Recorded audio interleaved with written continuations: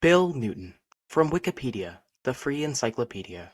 William Ellis Newton, 8th June 1919 to 29th March 1943, was an Australian recipient of the Victoria Cross, the highest decoration for gallantry in the face of the enemy that can be awarded to a member of the British and Commonwealth Armed Forces. He was honored for his actions as a bomber pilot in Papua New Guinea during March 1943 when, despite intense anti-aircraft fire, he pressed home a series of attacks on the Salamaua Isthmus, the last of which saw him forced to ditch his aircraft in the sea. Newton was still officially posted as missing when the award was made in October 1943. It later emerged that he had been taken captive by the Japanese and executed by beheading on 29th March. Raised in Melbourne, Newton excelled at sport, playing cricket at a youth state level.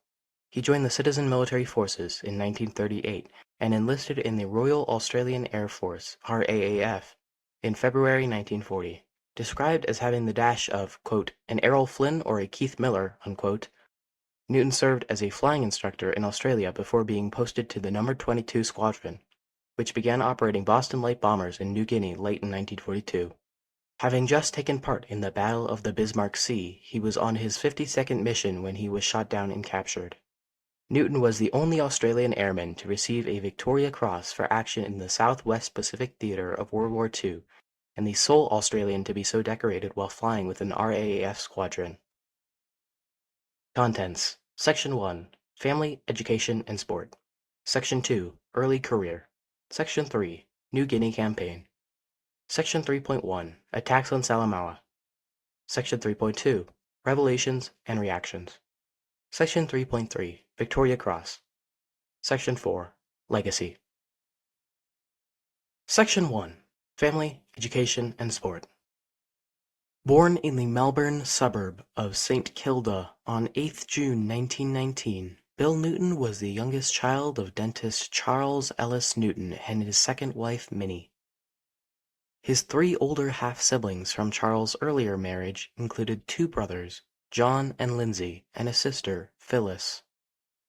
Bill entered Melbourne Grammar School in 1929, but 2 years later switched to the nearby St Kilda Park Central School as the family income was reduced through the impact of the Great Depression.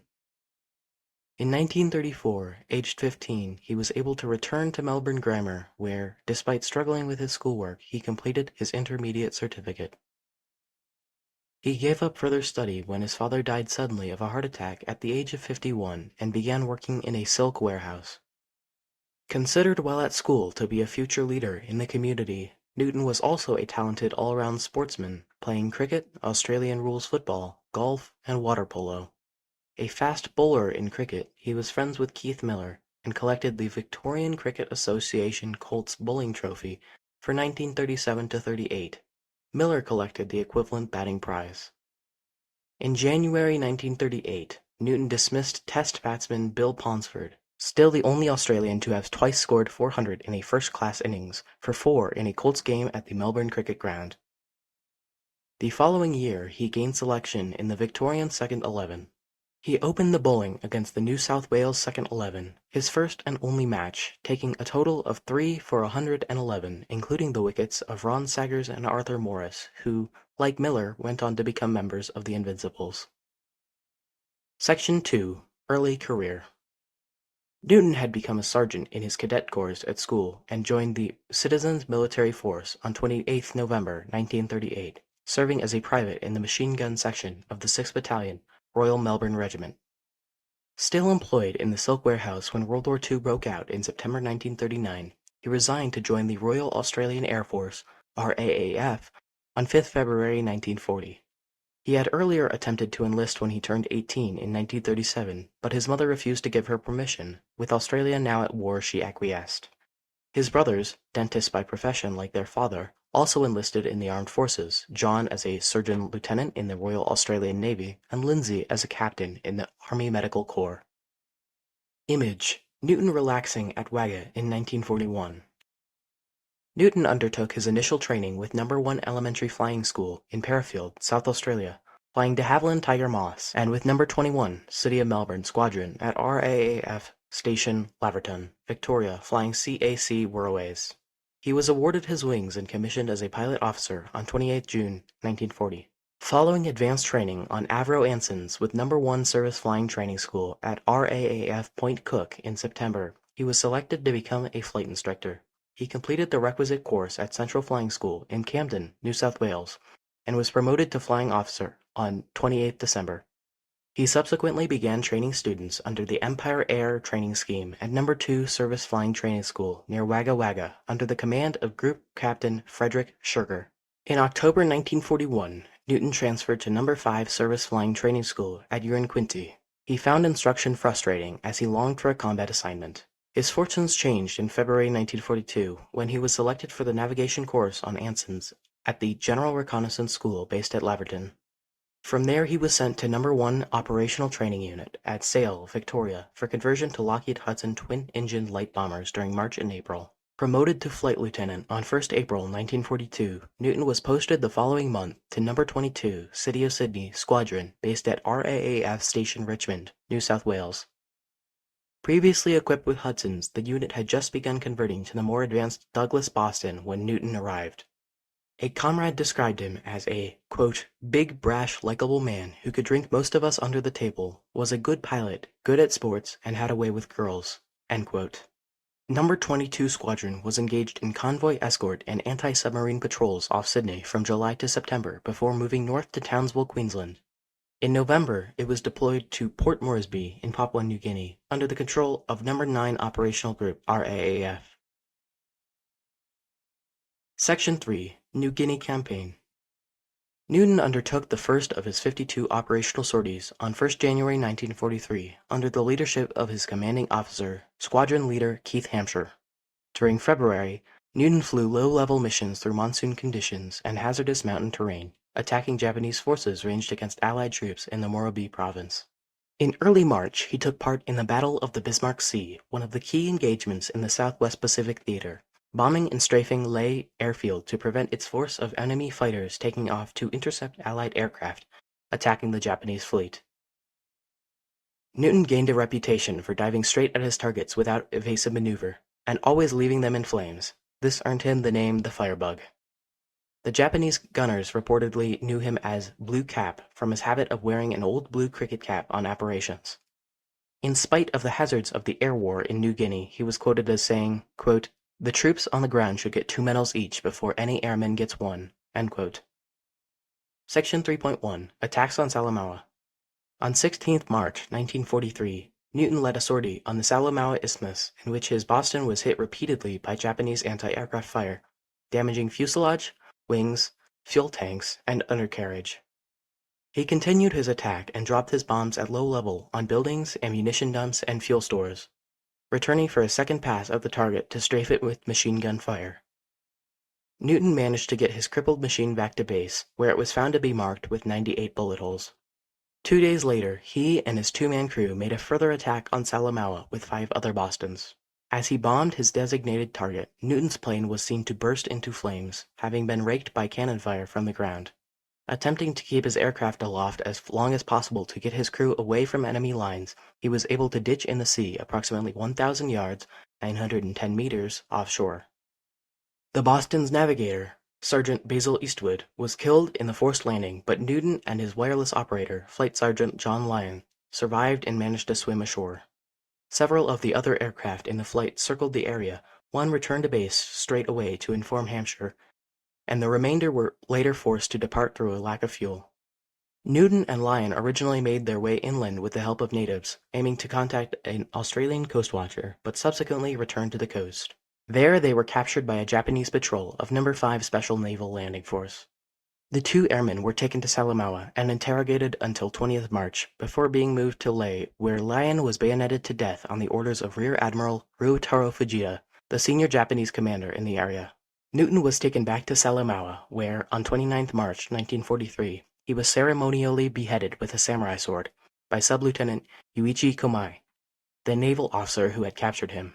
Komai was killed in the Philippines soon afterwards, and Fujita committed suicide at the end of the war. Image: Douglas Bostons of No. 22 Squadron over New Guinea, circa 1942-43. Section 3.2 Revelations and Reactions. It was initially believed that Newton had failed to escape from the Boston after it ditched into the sea, and he was posted as missing. Hampshire had immediately dispatched a sortie to recover the pair that were last seen swimming for shore, but no sign of them was found. 2 weeks later, he wrote a letter to Newton's mother in which he described her son's courage and expressed the hope that he might yet be found alive. Hampshire concluded, quote, "Bill is one of those rare fellows I shall miss for a long time, and if it is to be, remember for an age." End quote. The details of his capture and execution were only revealed later that year in a diary found on a Japanese soldier.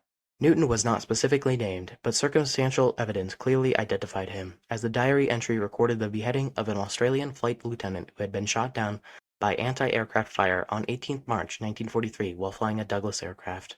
The Japanese observer described the prisoner as, quote, "composed," end quote, in the face of his impending execution and, quote, "unshaken to the last," end quote. After the decapitation, a seaman slashed open the dead man's stomach, declaring, quote, "something for the other day, take that," end quote. General Headquarters, Southwest Pacific Area, although releasing details of the execution on 5 October, initially refused to name Newton. Aside from the lack of absolute certainty as to identification, Air Vice Marshal Bill Bostock, Air Officer Commanding RAAF Command, contended that naming him would change the impact of the news upon Newton's fellow No. 22 squadron members, quote, "from the impersonal to the closely personal," end quote, and hence, quote, "seriously affect morale," end quote. News of the atrocity provoked shock in Australia. In an attempt to alleviate anxiety among the families of other missing airmen, the federal government announced on 12 October that the relatives of the slain man had been informed of his death. Section 3.3 Victoria Cross.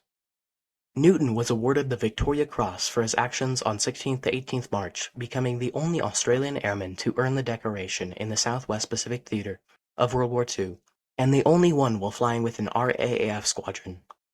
The citation, which incorrectly implied that he was shot down on 17th March rather than the following day, and as having failed to escape from a sinking aircraft, was promulgated in the London Gazette on 19th October 1943. Begin quotation. Air Ministry, 19th October 1943. The King has been graciously pleased, on the advice of Australian ministers, to confer the Victoria Cross on the undermentioned officer in recognition of most conspicuous bravery. Flight Lieutenant Newton served with No. 22 Squadron, Royal Australian Air Force, in New Guinea from May 1942 to March 1943, and completed 52 operational sorties. Throughout, he displayed great courage and an iron determination to inflict the utmost damage on the enemy. His splendid offensive flying and fighting were attended with brilliant success. Disdaining evasive tactics, when under the heaviest fire, he always went straight to his objectives. He carried out many daring machine gun attacks on enemy positions involving low flying over long distances in the face of continuous fire at point-blank range.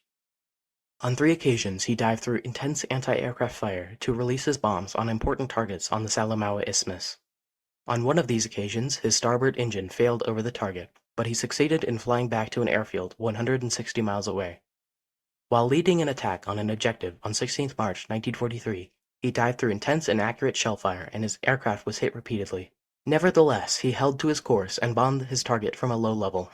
The attack resulted in the destruction of many buildings and dumps, including 2 40,000-gallon fuel installations. Although his aircraft was crippled, with fuselage and wing sections torn, petrol tanks pierced, main planes and engines seriously damaged, and one of the main tires flat, Flight Lieutenant Newton managed to fly it back to base and make a successful landing.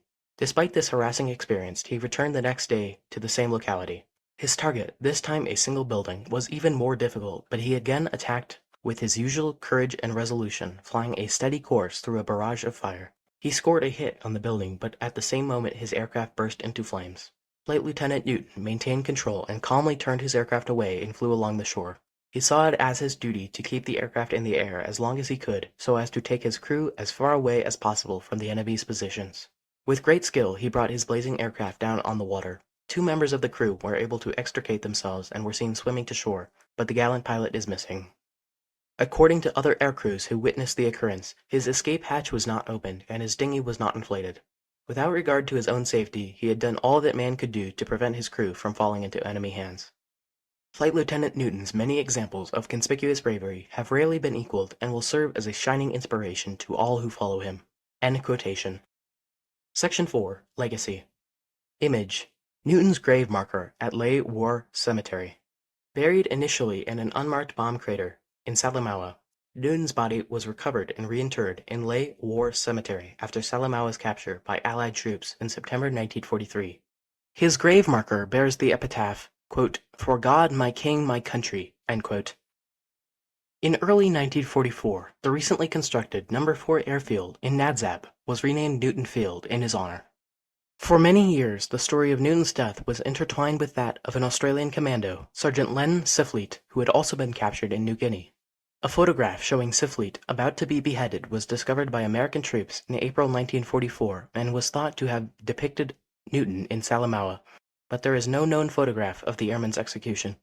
Newton's mother Minnie was presented with her son's Victoria Cross by the Governor-General, the Duke of Gloucester, on 30th November 1945. She donated it to the Australian War Memorial, Canberra, where it remains on display with his other medals. Newton is also commemorated on Canberra's Remembrance Driveway.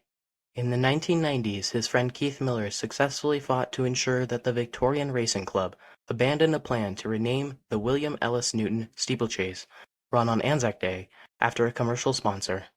Later in the decade, Miller also publicly questioned Australia Post's exclusion of Newton from a series of stamps featuring notable Australians, such as cricketer Sir Donald Bradman. A plaque dedicated to the No. 22 Squadron was unveiled at the Australian War Memorial by the Chief of Air Force, Air Marshal Angus Houston, on 16 March 2003, the 60th anniversary of Newton's attack on Salamaua. We now come to an end of the spoken article, Bill Newton. There are references available in the written form of this article. Please be sure to verify information found on Wikipedia using the references provided or by cross-referencing the information yourself. This recording was voiced and produced by Wikipedia user Xylactic on the 7th of June 2024. This sound file and all text in the article are licensed under the Creative Commons Attribution Sharealike 4.0 International License, available at creativecommons.org/licenses/by-sa/4.0.